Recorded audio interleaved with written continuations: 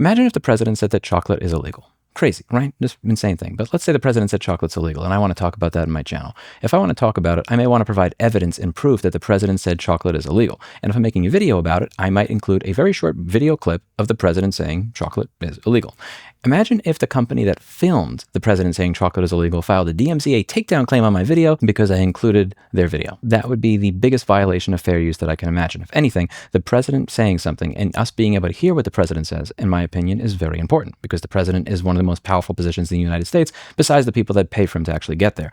In all seriousness, this is a documentary that was taken down by Bloomberg LP on gamersnexus' channel. So Steve at gamersnexus did the work to travel to China, and he recorded a 3.5-hour documentary going over how GPUs get smuggled into China that get around export controls. What are these GPUs doing there? Who's doing it? How are they doing it? People like hiding GPUs in baby bumps. It's all sorts of crazy shit. It reminds me of this Information article that came out 7 years ago that was talking about how parts leave Apple factories, where they're talking about these tunnels that get dug under the factory so that they could take the recycled parts that would otherwise be ground up into dust, break them into pieces, shove them in their underwear, and then bring them here so that people like me can buy them and get chips off of them to fix your products.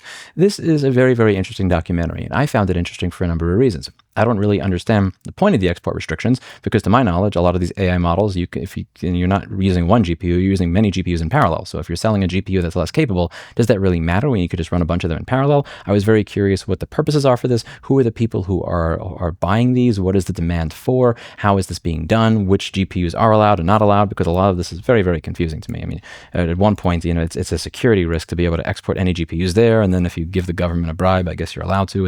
I wanted to learn about this, so I wanted to watch this documentary, and I watched a portion of it. I didn't watch the entire thing. I go to watch the rest of it, and I see it's been taken off of YouTube because Bloomberg LP has claimed it. Bloomberg is a news website that I highly suggest if you go to view, use a paywall blocker on because these people are pieces of shit. I used to pay $40 a month to watch this just because I enjoyed Matt Levine's column. It's a very good financial column, and I stopped paying at the point that they had non-skippable ads in video coverage. So there are some things that they have on their website that are not articles, they're only included as video. And for me to watch the video, I would have to watch an unskippable ad after paying $40 a month for several years. Get the fuck out of here. Anyway, getting to the point of this is a really slippery slope to go down. Sometimes when the president speaks, there are numerous news outlets there that are able to listen to him speak. But sometimes there may only be 1 or 2 reporters there. And if I'm the one reporter there, do I get to file a DMCA takedown notice on anybody who includes a clip of the president speaking in their video? What, are we just going to accept that this is normal? That if one outlet records the president speaking, that outlet now has a monopoly on who is able to quote the president? It's insane. How are you supposed to demonstrate and prove that the president said this in your video if you can't use my recording of the president speaking? And if fair use is to mean anything at all, it would apply to when the commander-in-chief of the United States is speaking on a topic of relevance to a documentary. What is fair use for if you can't use it to quote the president speaking? This is not some great transformative work. It's not like Bloomberg made a sequel to Pinocchio and he's including it in there and he's monetizing it. He's including a recording of the president speaking on export controls and dealing with China and dealing with NVIDIA because it is relevant to the topic that he was talking about for 3.5 hours. Now, it's possible that this was just done because Bloomberg just has some sort of automated content system that just randomly strikes things.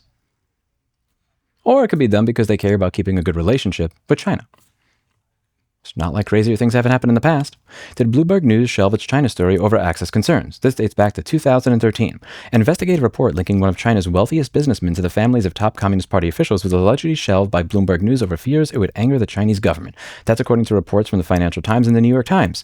They say Matthew Winkler, editor-in-chief of Bloomberg News, told reporters in a new conference call in October that the story about the billionaire real estate developer couldn't move forward because China might retaliate by forcing the agency and its reporters out of the country. When Bloomberg News' reporting on China was challenged, Bloomberg tried to ruin me for speaking out. Bloomberg lawyers in Hong Kong threatened to devastate my family financially and take me to court if I did not sign an NDA, even though I had never been a Bloomberg employee. Bloomberg has not shied away from censoring content from their own reporters, much less outside journalists, when it comes to trying to keep positive relations with the Chinese government. This is weird. And let's say that that has nothing to do with it. Are you really going to say that you have a monopoly over what the president says? I need to be able to hear what the president says so that I can make my life decisions and my business decisions and adjust my viewpoints accordingly. This is the most clear-cut case of fair use that I've ever seen in my life. Like, not the shit on Asmongold, but it's not like somebody's just watching the video and nodding, eating popcorn, and then re-uploading it and getting hundreds of thousands of views and making money off of it. This is genuine transformative content. It's a 3.5-hour documentary, including a very small clip of what the president said, which has zero creative input from Bloomberg. The part that Bloomberg claimed in their complaint is the part where the president is speaking. That's not Bloomberg's entertainment content. That's not their transformative content. That's not their artistic content. What is fair use for if not for this? I hope that Steve Burke goes to Bloomberg and gives them a piece of his mind. I hope he has to speak to their legal department. If they don't solve the issue, I hope he finds a lawyer. If he doesn't find a lawyer, I will find one for him. Because this is bullshit. That story needs to be told. This is the best documentary that I've seen on this issue. I've genuinely enjoyed it, and I intend to watch the rest of it. And I hope you all do too. That's it for today, and as always, I hope you learned something. I'll see you all in the next video. Bye now.